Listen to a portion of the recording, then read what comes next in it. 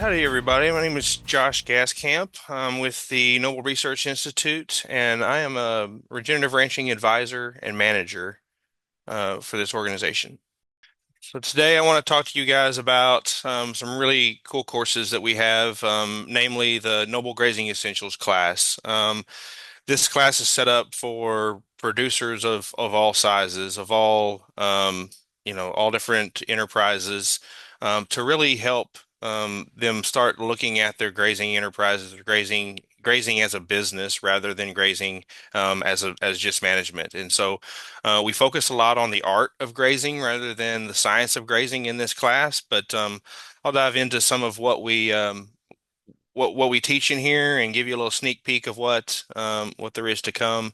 First, I want to start you off with sort of an introduction to who Noble Research Institute is. Who are we? And so, Noble Research Institute is the nation's largest independent ag research organization. We have always, since our inception in 1945, supported farmers and ranchers with research, education, mentorship to regenerate soil health, their land, and their livestock, which happens to be their livelihood.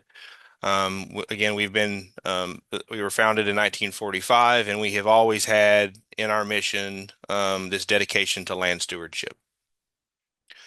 Our mission now, as it's spelled out, is to guide farmers and ranchers in applying regenerative principles that yield healthier soil, more productive grazing land, and business success. So first off, I want to start off since I can't be with you guys in person. I want to start off with my soapbox, right? So why don't you look at these various words on the stick figure I've got on standing on the soapbox, and what do you think about if any of these words are triggers for you? Think about, has a grazing specialist or an advisor or a consultant told you some of these things in the past? Have you heard, man, if you can graze regeneratively, you can double the carrying capacity of your ranch. You can triple the carrying capacity of your ranch. Have you heard you have to have a grazing plan to be successful? Have you heard, well, genetics are the key to being profitable? A lot of these terminologies you see on the screen are those triggers for many producers, but they also are those recipes for many producers. We encounter producers that ask for, hey, how exactly do I become most profitable? And they're often looking for that recipe. And so I wanted you to just think about, have you been given that recipe for success on your ranch? And does that recipe always taste the same? Does that recipe always perform the same way on your ranch? Many, you know, before now, here at Noble and in other organizations that we've worked with, had the privilege of working with in the past, have largely evangelized what regenerative ranching does for a producer. We say things like, "Well, you can double your carrying capacity of your ranch if you graze in these particular ways." Um, but in our trainings that we are putting together now, the courses we're putting together now, like the Noble Grazing Essentials, we take our time to make sure you see it for yourself. We don't want to be evangelists for this cause that just says, "Hey, well, just trust us. We're the professionals. You know, this is what this will do for your ranch." We want to work with ranchers to start seeing it for themselves and making um, really good management business decisions and grazing management decisions so that they can impact the profitability of their overall operation. So I want to talk through a little bit just what the Noble Grazing Essentials, what we go through in this. It's a 3-day class, and we spend a little time at first getting to know your peers. We learn best from peer ranchers, and so these courses are built, or this course is built, so that you can have lots of interaction with your fellow classmates. Lots of interaction at the table. There's lots of activities at the table you'll do together. You'll look at maps together of each other's ranches to see what successes they're having. But so that first part is really just getting introduced to your fellow ranchers. Then we introduce you to a regenerative and profitable mindset. And so it's like opening our mind to the differences between just grazing management, the fun stuff, and grazing as a business, the profitable stuff. Um, the next component we go into, this is all still part of day one. We talk about the building blocks of grazing, like what are the key concepts, or what are the concepts that are key to grazing management.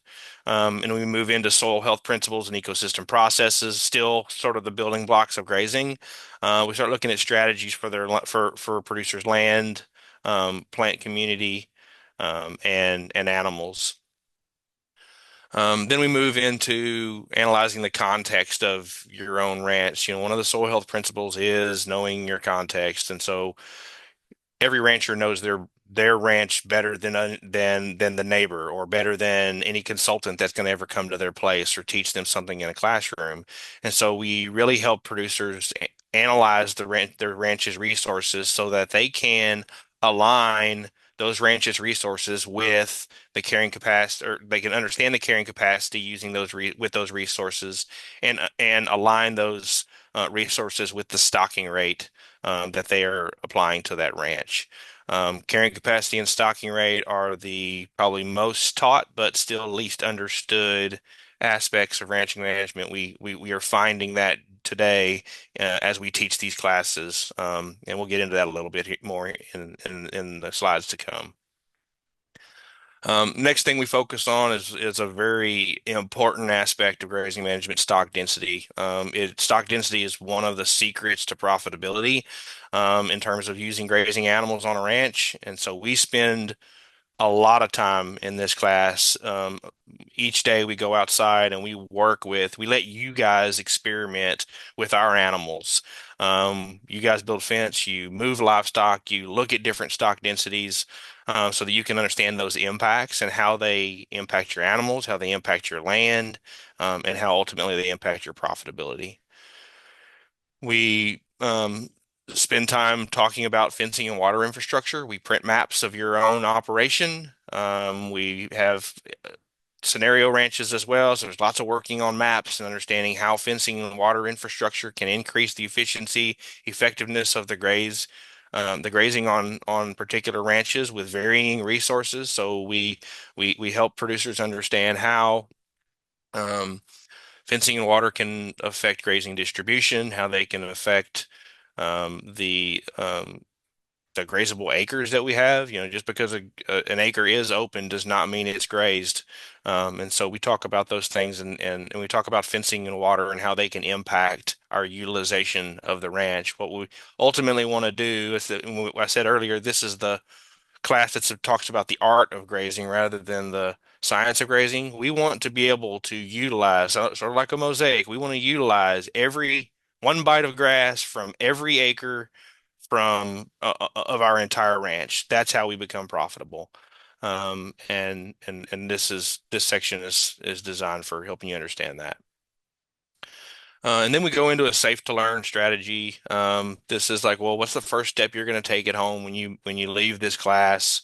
Um, and we give you an example of that in class for those that have never seen what 1 million pounds per acre of stock density looks like. When you come to this class, we ask you to build a paddock to facilitate 1 million pounds of stock density. And most producers come in and say, well, we're going to just destroy it. And then most producers leave saying, "Hey, I'm gonna try that at home." I you know, it's one of those sort of fascinating aspects of grazing management that until you try those new things, you don't know what to expect. So now I want to go in and take a sneak peek at some of the content from this course. So I gave you kind of a rundown on what that course is, but I want to go through one of the modules and sort of talk about like one of those aspects of grazing management that we that stand up on our soapbox for years and have talked it, at night evening programs and conferences and said, man, this is the most important aspect of grazing management and it's so easy. Like you can do it. Here's a formula. Go home and do it. And that concept is great is carrying capacity. Um, you know, professional teachers, facilitators like myself. I mean, we over years we thought this was really easy concept until we tried to teach very good grazing managers this concept. Grazers that already knew the carrying capacity for their ranch from years of studying their forages and were already dialed in. But the fact is, it isn't a simple concept. They too, in our classroom, had trouble using data to calculate their ranch's carrying capacity.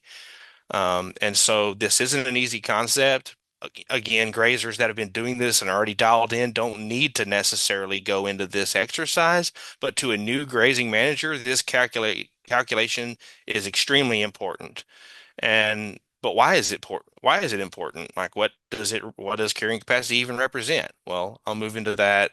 Carrying capacity is the upper limit of the animals that a property or pasture can support. So a new grazer comes in and says, "Well, I'm thinking about getting some grazing animals." I mean, our class is built for for the beginner all the way to the expert grazer. And so when a new, and everybody can leave with something very powerful from this course. But the new grazer that comes in that, is just thinking about getting grazing animals needs to understand where to start. That's one of the most common questions. So where do I start? Like how do I know what my ranch can support? I don't want to overgraze it. I want to care about the soil. I want to care about the wildlife. I want them to have resources as well. And so how do I set that stocking rate for that ranch? And so carrying capacity is based on multiple dynamic factors like rainfall, animals. Carrying capacity is the supply side.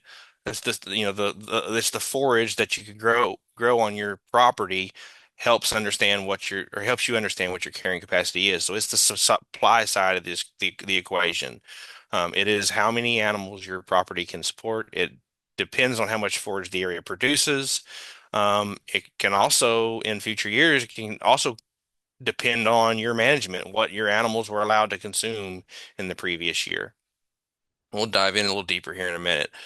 Flexibility on carrying capacity is key. Your carrying capacity goes up both annually and even seasonally, or goes up and down annually and seasonally. Different times of the year, your carrying capacity is higher than others. Your forage condition, the forage types on your ranch impact your carrying capacity. So carrying capacity is a very dynamic factor. And in that, because of that supply side of the curve, sorry, the supply side of the equation is dynamic. So should your stocking rate on your ranch. It should also be dynamic, or conservative so that you can take advantage in other ways potentially.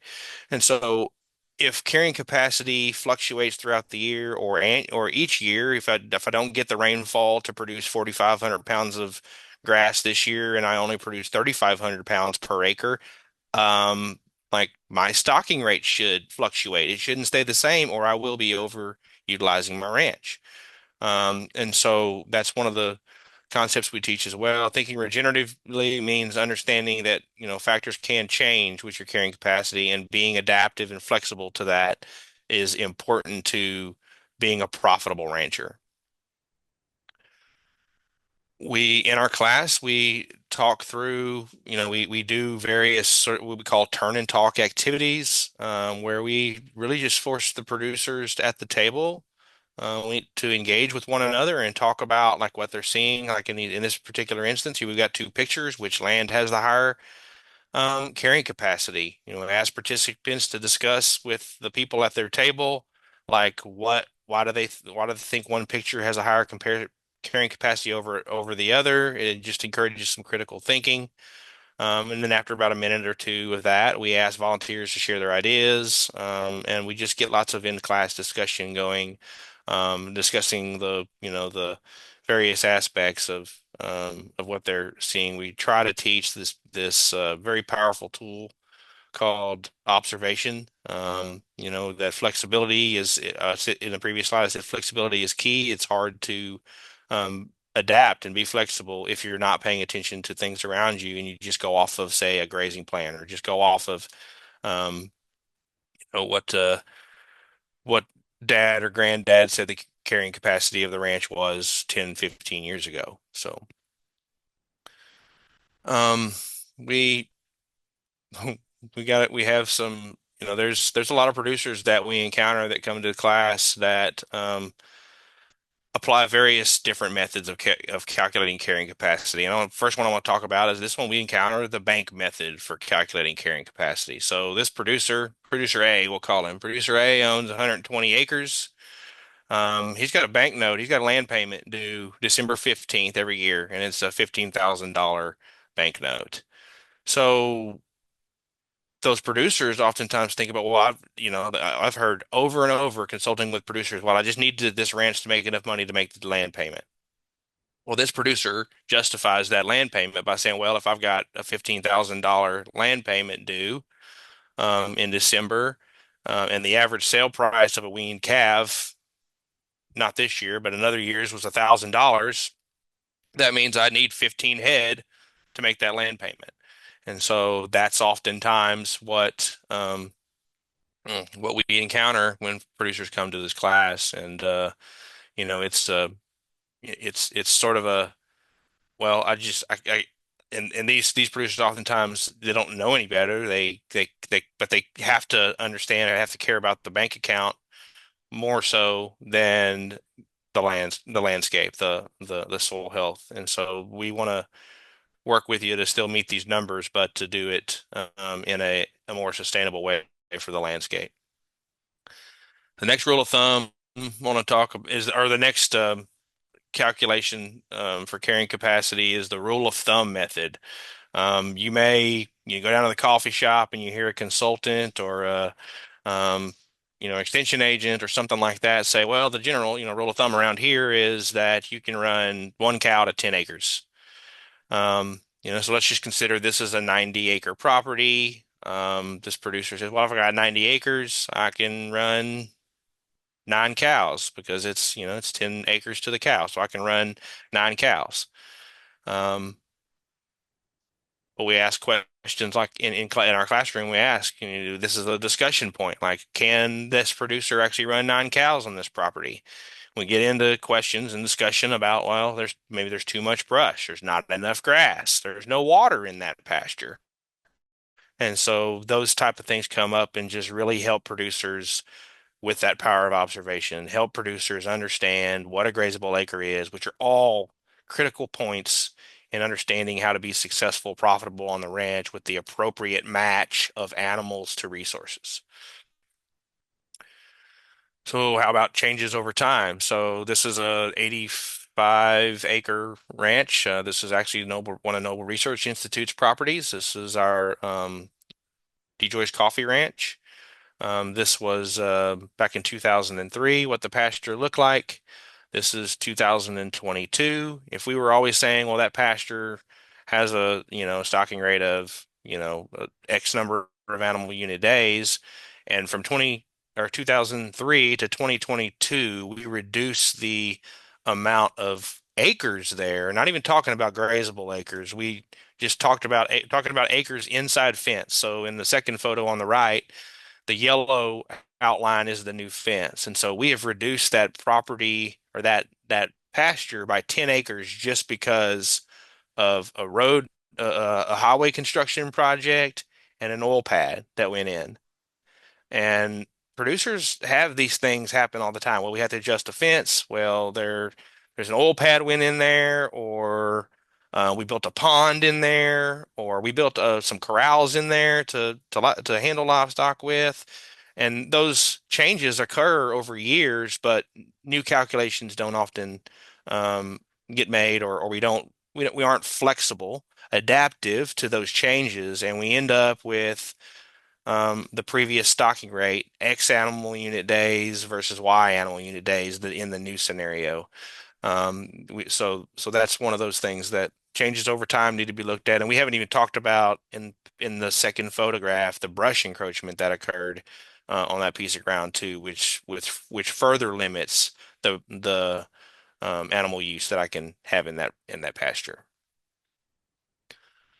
The next thing that we go into in class is the actual equation. So we spend a bunch of time, more time than any professional range specialist or grazing specialist ever would have thought, In fact, in my previous years of consulting and educating producers, this was just a equation we handed off on an index card and said, "Hey, just do this, and you'll be in good shape. You'll have your carrying capacity for your ranch, and you'll be set up."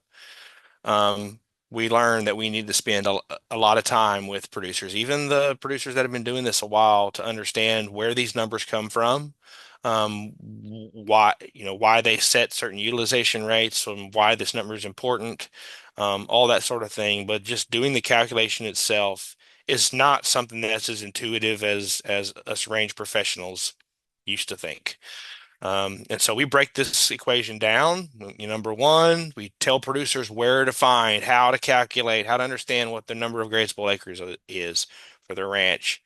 Um, we actually print maps for producers of their own ranches in this class, so they can look at their ranch and determine how many grazable acres they have. We help them understand that the grazable acres do not is not ponds, it's not water, it's not forest for most species, but I've got livestock species in here as a bullet. Um, Grazable acres for a goat is probably a little bit different than grazable acres for a cow. And so we help producers understand like how those nuances affect the understanding of the grazable acres on their ranch. But in general, grazable acres is the number of open acres that a cow, sheep, goat can utilize for grazing activity on their ranch. So it excludes roads, water, things that are outside of the fences, that don't have good fences, things like that, that they're not infrastructure, that type of thing. And so we help them understand that you don't calculate carrying capacity on the total acreage of your ranch. You calculate it on the grazable acres of your ranch. The second part of that equation is forage production. This number can come from a whole lot of different um, places. We teach a grazing stick method in class. We actually go out to the field. Again, half of every day is spent outside. Go outside and we actually measure forages, both density and height, to understand what the forage production of the particular paddock that we're in um, is producing. And there's also the records. Some producers just take a stab at it. Like it looks like it could be based on what I saw at a neighbor's ranch. He said he had 4,500 pounds. I may have half that. I set it at 2,200 pounds. And we'll just record data. We'll just look at how we'll stock conservatively at first, and we'll look at how that affect how what kind of effect we're having on that, and and we'll use that data from the past to help us um, assign what our forage production is. Or some producers decide to clip and weigh forages. That's another way to do that as well. We really teach. If you come to this class, you will learn this trained eye is the easiest. Probably if you, well, I say probably, it's definitely the most accurate after you've had enough practice to really train your eye. But we start working on this technique in class. Like each day we go out, we are making ocular estimates of what forage we have in the pasture before we move to the next pasture. Another place you can go, Web Soil Survey, has a module where you can go in and find for your particular ranch and soil type and condition of the rangeland, what the projected forage would be. Rangeland analysis platform is another online tool you can use to understand that for your particular ranch. Um, but it doesn't necessarily factor in the most recent years of management. So if you're a good manager, you may have more forage than what they're projecting on the online tool. If your management needs a little bit of help, or if you're trying to determine that uh, forage production for your neighbor's ranch, for instance, um, you you may need to be honest with yourself or with your neighbor and say, well, your forage production is less than what it says in the web soil survey tool. So anyway, that's the second aspect of that equation. The third is utilization rate. This is the amount of total forage that a manager would utilize in a particular grazing event or over a particular year. There is annual versus or temporal utilization rate, and we teach what those differences in the classroom. How you can be efficient with paying more attention to temporal utilization rates, which means looking at your forages more. But utilization rate in a nutshell is the amount of total forage you want to take. So if you've ever heard the take half, leave half adage, that would be a 50% utilization rate.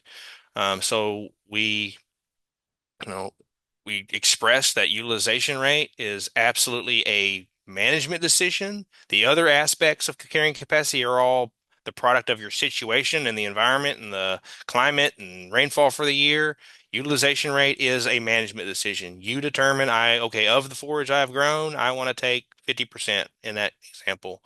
And that's what this utilization rate is. And we experiment with utilization rate a lot in class to help producers achieve the impacts that they want on their ranch. So they're going to see multiple utilization rates in the 3 days of grazing outdoors that we do in the class, and so they can start formulating opinions about, oh, I really like the impacts of this higher utilization, or I really love the impacts of this lower utilization because I can come back to that pasture and do it again.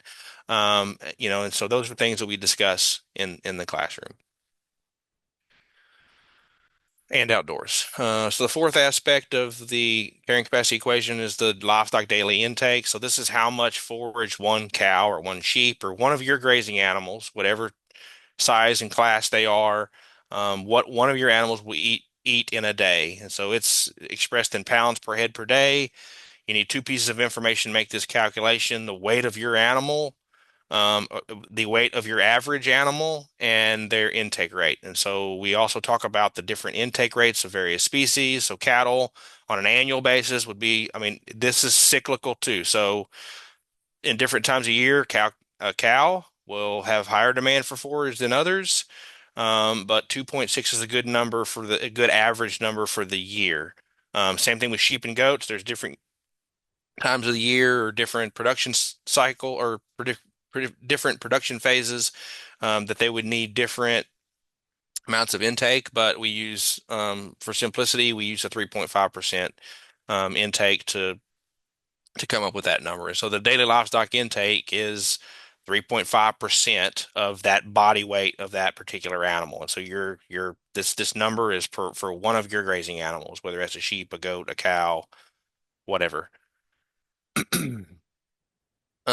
The next and the last component of the carrying capacity equation is the number of days, and this is just the length of your graze period. So if you're a year-round grazer, you make this calculation for your ranch on a 365 number. If you are grazing stockers, you may put 120 days in there. If you only got livestock on the property for 120 days, you can consume that forage faster because they're going to have the rest of the year to recover.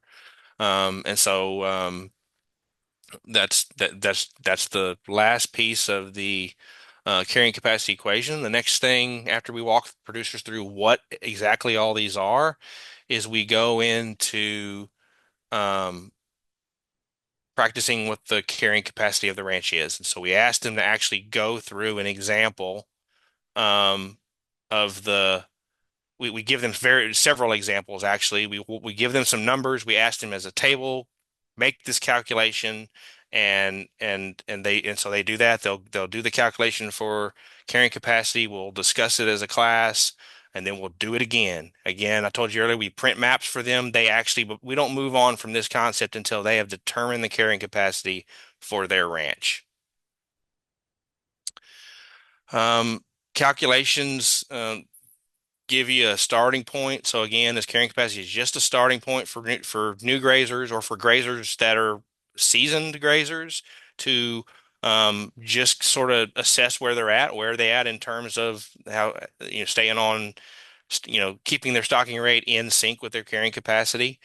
But monitoring flexibility are absolutely critical.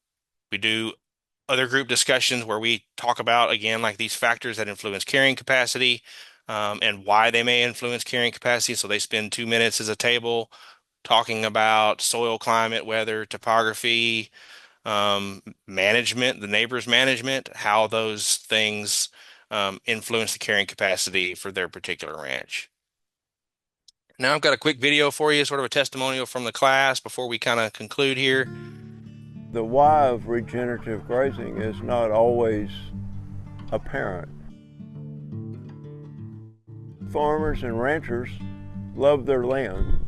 They want it to be good, they want it to be better, and this is a way to make it better at minimal expense. I'm Rob Tiemann. I run Tiemann Land and Cattle LLC. We operate in 2 states, Texas and New Mexico.